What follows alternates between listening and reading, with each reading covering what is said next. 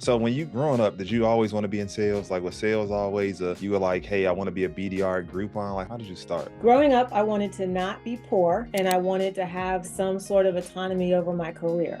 And one of the quickest ways to change your wealth profile is sales, right? Like that's the one area where they can't hold us back. They could try and there's other forces at work, but the effort can literally elevate your pay. And that's why sales is important to me. And so did you always know that? I feel like for me, I worked at Groupon too. We both worked at Groupon and I didn't grow That's a up saying grind. like, I want to be a Groupon. I didn't want to sell coupons for a living. So like, Yeah. did you? When I started my business and I was looking to gain market share, Groupon was one of those avenues. I was like, yeah, give away with grooming services. That'll work. And she's like, hold on, tell me about your business model. And she said, if you're paying a percentage to your groomer, we don't want to touch that. You could easily tank your business and eat your profit margins. That exchange and that true interest in my business and in my success that said, when I closed down, well, when I divested and handed off my business, I was like, you know what, I can get down with a company where I can share that way. And so I never considered myself a salesperson. I'm a share person. I'm very good at it, but I'm a share person, and that's my approach. Does that make sense? Yeah, no, nope, it don't make sense. So talk more about it. What do you mean like you're a share person? Like how do you think about it? I think about it as I can share with you what will be helpful to you. I can share with you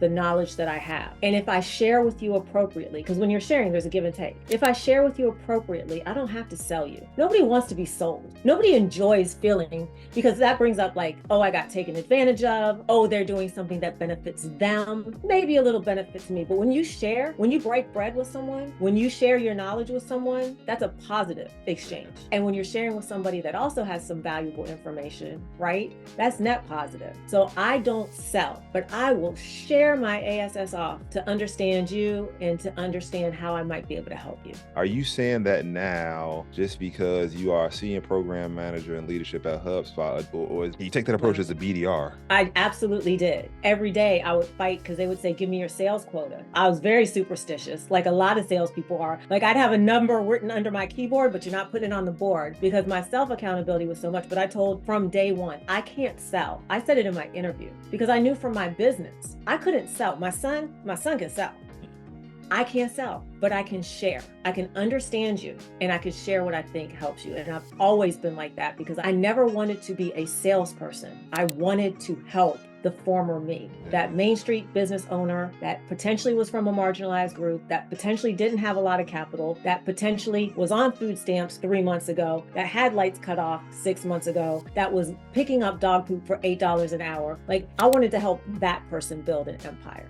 So I've always been firmly share person. How do you communicate that, right? I love it, man. You sound polished. And I'm like, yeah, I would share with me all day. But like, so starting out in your career, right? Because a lot of the folks that come through rework training, they're like new in their career, they're fresh in their career. Yeah. And a lot of them are kind of like you, where some of them have businesses and they want to get into sharing.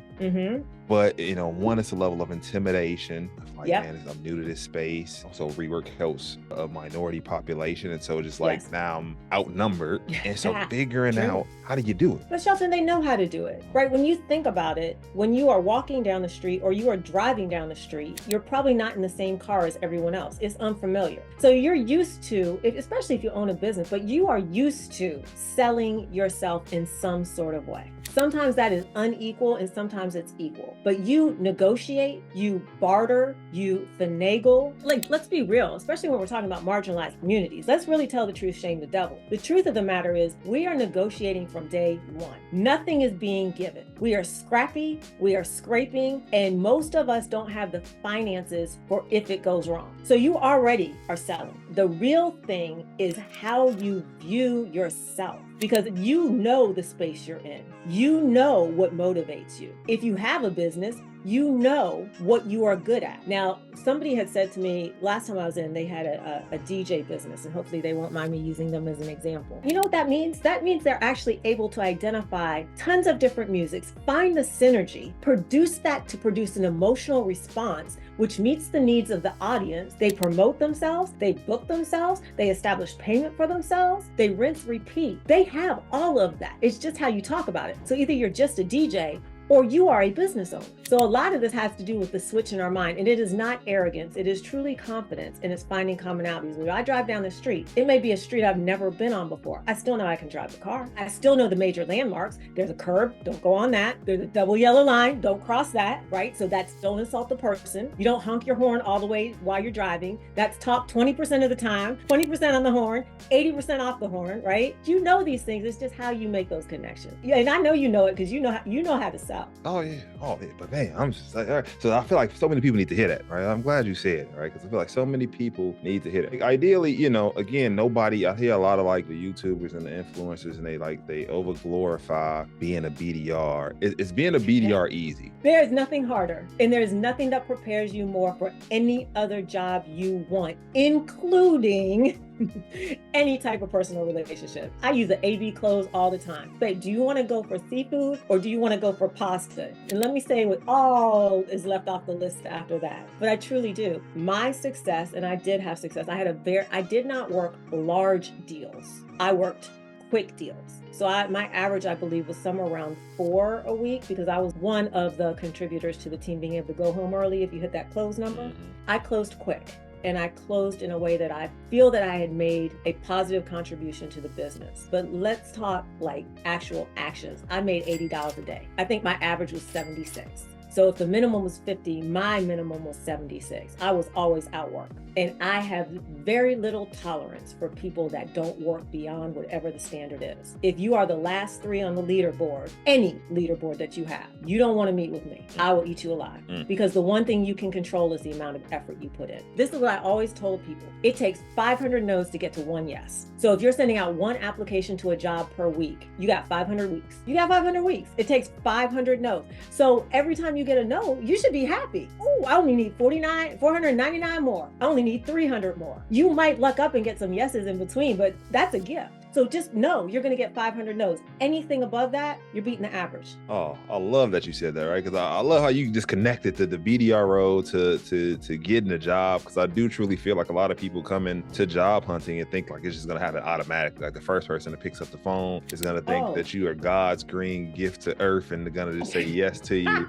and buy whatever you say. Yeah. If you don't have the gumption, if you don't have the fire, if you don't have the desperation, we could talk real, the desperation to go through 500 applications to get a sales BDR job, you're not going to do well in the job. 80 calls a day. That means you could close 1 contract a week, because it's 5 days, 80 calls a day. Let's round it up. That's 100. That's 500 no's in a week. If you're lucky, once you get started, you'll get 1 close a week. But it's going to take you 500 calls to get to that. Man, that's real. Now I got to go back, right? Because I didn't introduce you properly. I'm going to give you the grand. So Dr. V Boyce started as her own business, but then in 2017, she started as a BDR at Groupon. And I mean, quickly worked her way up from BDR in 2017 to October 2018 to sales trainer to senior sales trainer in less than a year. Then she hit sales training manager at Groupon by 2020. She left Groupon in 2020 to go to another company as a sales training manager. Transitioned from there to now at HubSpot, started off as a customer training manager, did that for a year. Now she's the senior program manager of global skills and go-to-market enablement, and then got promoted to the senior program manager of leadership onboarding and talent lead.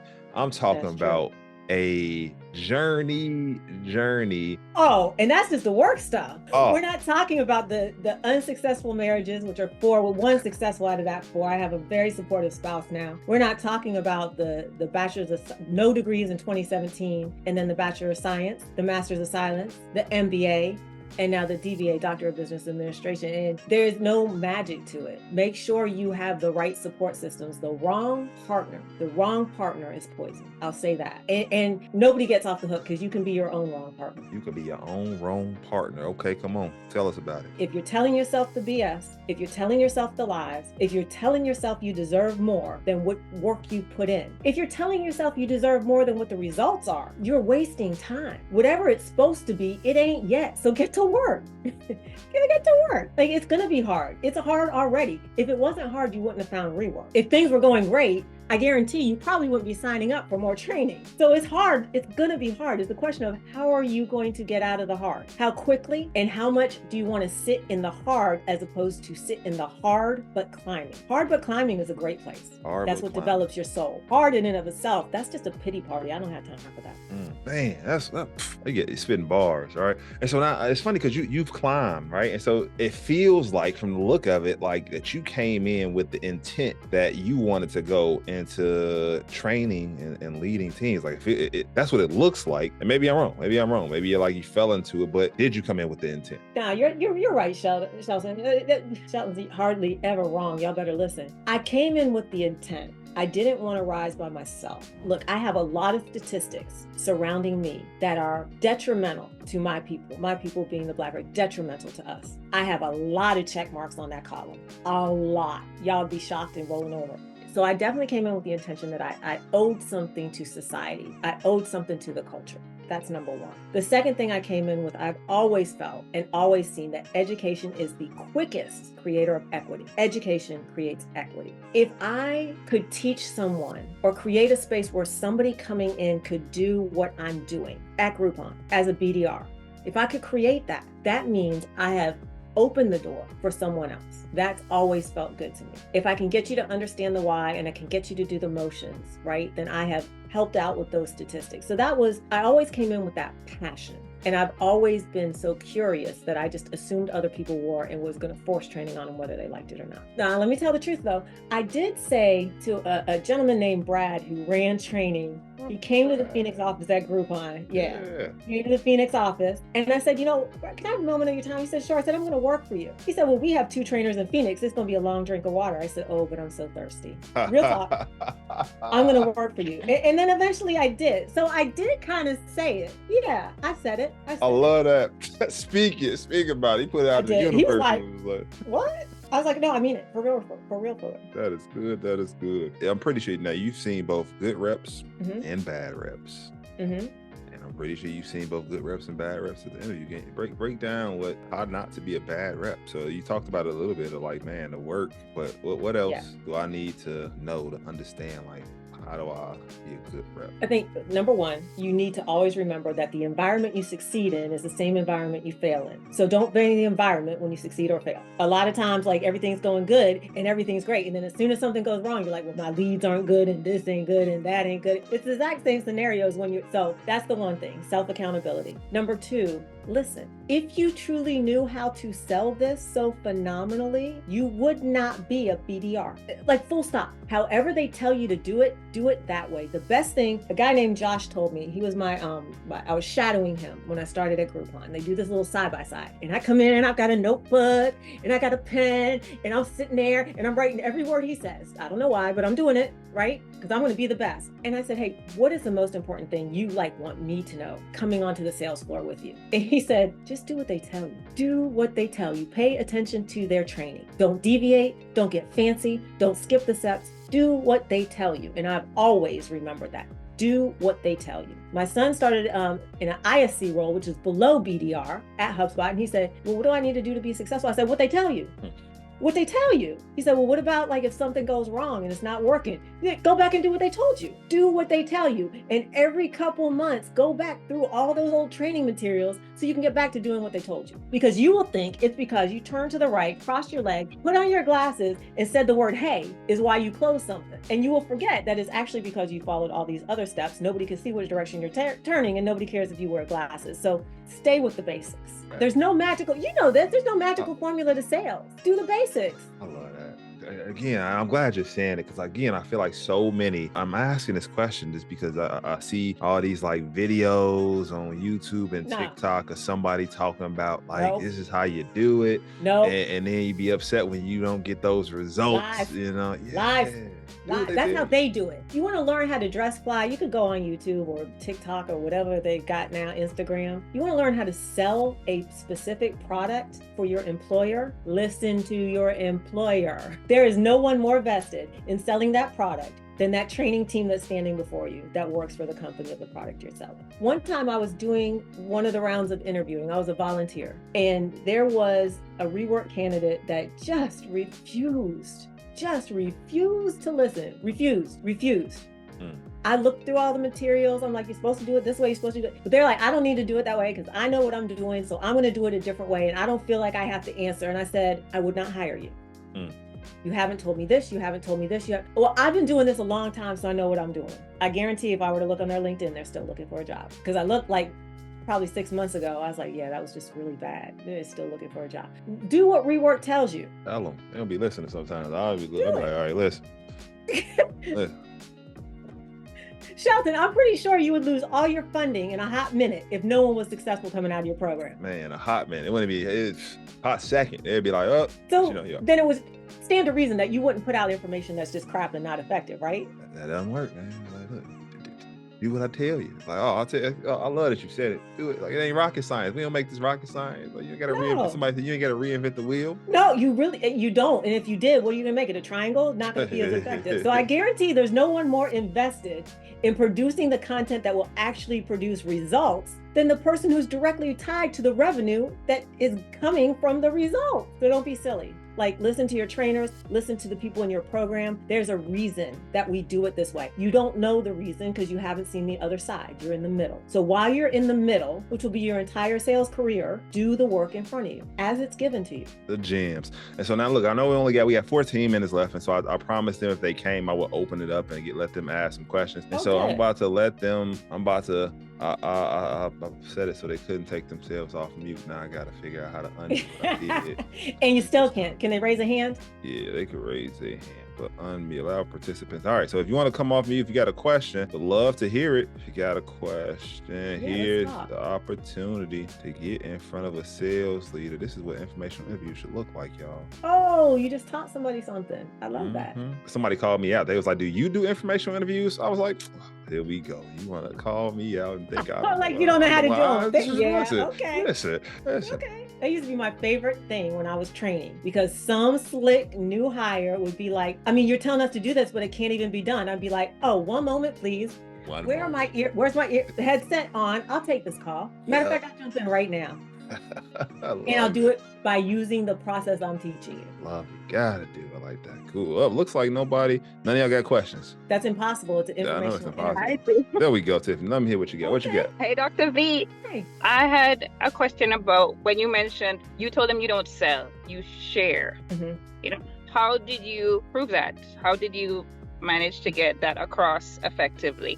And how did that translate to what they wanted? Discovery. For me, the most important part of the sales process is discovery, second to being able to close, which includes negotiations. But it's really, to be real direct about it, just shut up and listen and ask questions that allow people to talk. I always thought of it like if you were on a really great date with someone, what would they do? They would ask you about you and let you talk about yourself. And then when you said something, when they started to talk, it would be related to what you said was important. The discovery part of a sales process is really like that. So for example, I would say, hey, Tiffany, I was just wondering, it's 2024. I'm not a New Year's resolution person, but what's most important to you this year? Give me your answer, Tiffany, just off the top of your head. I want to be working in something that's successful, that proves that I can do right for my daughter, for my family, and I want to do something that I love. Oh, how old is your daughter? She's 15 months.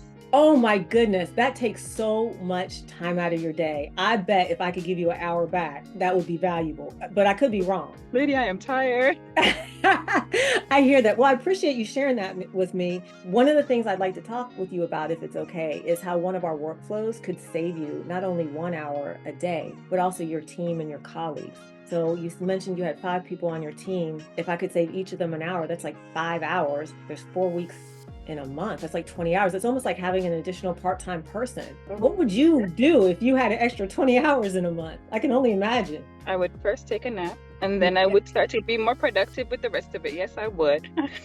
I would get some courses done. I would read a book. I would be so much better by the end of that month. You know, Tiffany, correct me if I'm wrong, but I think I heard you say not only would you get the rest, that rest would make you more productive, making that 20 hours maybe seem like 30 to 40 hours. You heard it.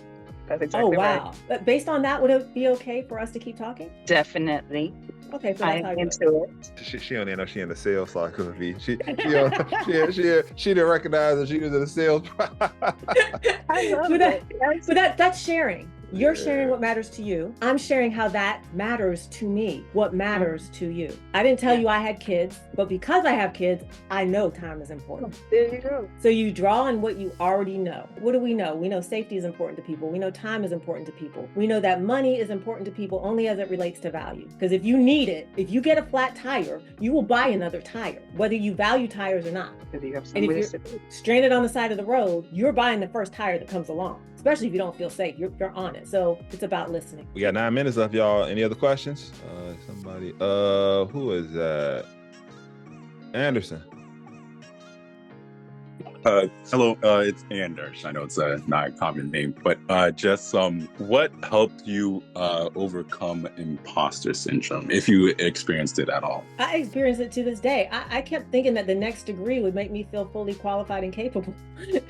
And there's no more degrees to get. And there's times I still feel, but like, I think the question really becomes, do you have time to worry about that? I mean, if you're a female, you're walking into situations where you may not feel safe a lot of the times. You still got to go. You still have to walk past the van in the parking lot with blacked out windows to get to your car. You just do it. How much time do you spend thinking about it? I want you all to be safe, but you're thinking about it as you're walking past that van because you got to get to your car. So I feel imposter syndrome all the time. That's why I don't feel qualified to sell things. But I can share with you what I know. And I can find a connection point in every conversation that gives a little bit of me the opportunity to relate to a little bit of you. How much of an imposter can you be when we have commonalities and common ground? But I feel it all the time. It's a lie from the devil, but I feel it. Thank you for sharing your perspective. No, that's very insightful. Yeah, and gosh, if you're a man, and if you're a Black man, imposter syndrome. Can you even have imposter syndrome if they don't want you there to begin with? Not saying that all of them don't, but real talk, you battle this all the time. When you say, "Hey, bud," in the store a little louder, or "It's so nice to meet you," and your smile's a little brighter, right? It's because you're trying to establish the fact that you're here and you're not a threat. You're not an imposter in this wonderful situation. That is real. Well, like you said, you just got to go. Man, I ain't walking past the Black man either. I just get to my car, man. We're going to put my head down, get in the car, turn the ignition and go. That's right. Lock the door, take off. Gotta go. Probably going to go faster now. Like, it's going to make you go faster. Yes. Dr. V, I have another question. I'll admit, I wanted to talk to you before this, so probably that's why I have somebody. But right now, we've been talking about finding companies we love. Did you love Groupon? Do you love HubSpot? Or is it that you love the work or you love the people you work for? How is it that you are finding the spot that you're happy in that space?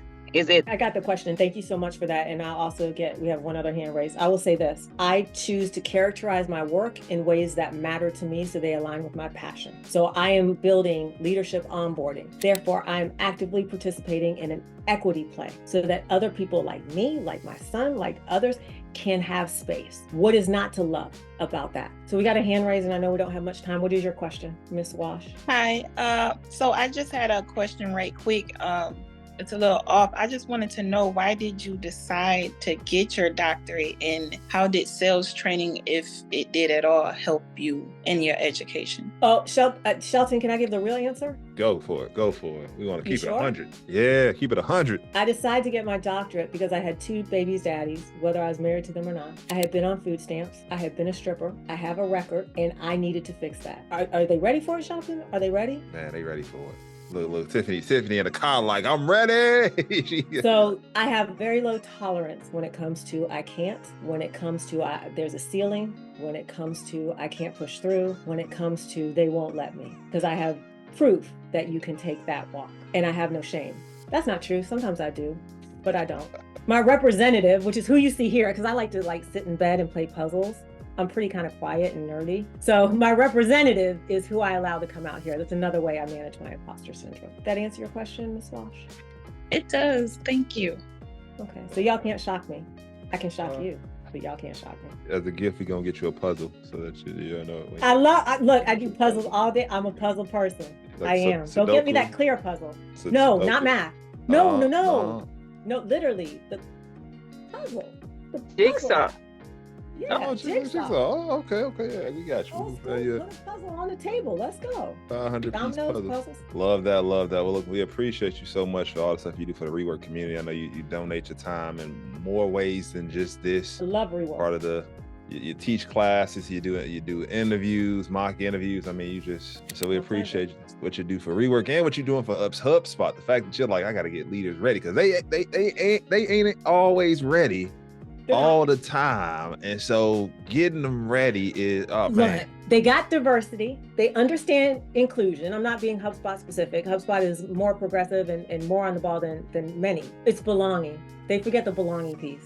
We show up, they still don't know what to do with us. They still don't know. Man, ain't that the truth? Well, but I'm gonna help them figure it out. Keep it. Look, we gonna help you help them. That's right. We here for it. We got your back. We got your back. Yeah. So please, hit me up on LinkedIn. I've never declined a meeting request. Never. I want you to work with the mentors you're assigned, but I've never, ever, ever turned down helping someone that's ready to help themselves. And make them work for it. I'll be telling them, if you think she's gonna respond to that first template of message you send, she's not. She busy. So you gotta show up. And don't play around once you get there, because you're gonna have about 6 things you need to do, and I know you can only remember 2, so I'm expecting excellence. Good. Well, we appreciate you. You got a busy day. We appreciate you. Look Tiffany, hold on, Shelton, before you end this, Tiffany, do not say I'm gonna send you a message. I am a whole full professional. I am going to send you a message. But I say it with love. We're down. You are very much right. That is my apology. I am using the phone and I am not as effective as I could be on a regular screen. Not a problem. That's called feedback. I will do better. Yes. I will do better. We'll remember you different. Cool. All right, Dr. V, appreciate you. See you around. Everyone. Y'all take care.